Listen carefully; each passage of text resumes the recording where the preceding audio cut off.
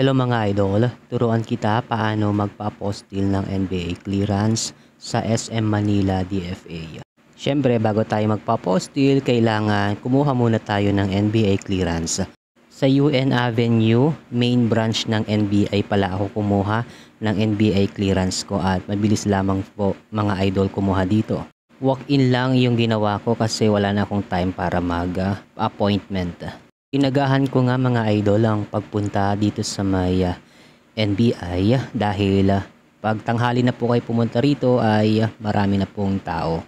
Pumunta ako dito mga bandang alas 7, medyo marami na po yung tao but Friday today, mabilis naman yung pag-usad ng ating pila. So far mabilis po yung naging pangyayari kaya after kong matapos makuha yung resibo ay pinabalik ako after 3 days. So Friday ako nagpunta, bali Miyerkules po ako bumalik dito sa may UN Avenue para ma-release itong aking NBI clearance. Since maaga ko na-release ang aking NBI clearance ay dumiretso agad ako sa SM Manila para mag-walk-in ng apostil dahil kailangan ko po itong NBI na ipa-apostil.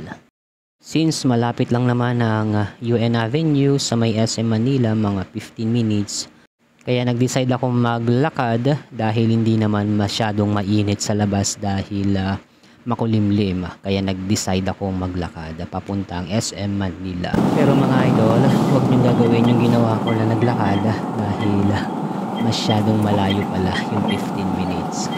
Ang gawin ninyo ay sumakay ulit kayo ng LRT tapos bumaba kayo ng Central Terminal tapos doon na kayo maglakad. Mga 3 minutes lang nandun na kayo sa SM Manila. Agahan nyo lang din pumunta dito sa may SM Manila dahil meron silang cut-off. Pero nung nagpunta ako, wala namang gaanong tao kaya na-accommodate naman ako ng DFA. Binigyan nga ako ng authentication application form tapos ang pinili ko ay expedite.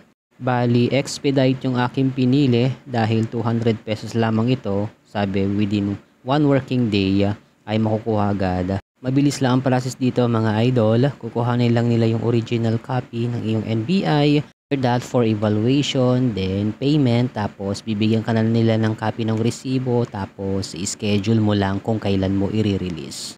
Idol, bago matapos ang content na ito ay hinihikayat kita mag-follow sa ating TikTok account na Calvin18 Vlog.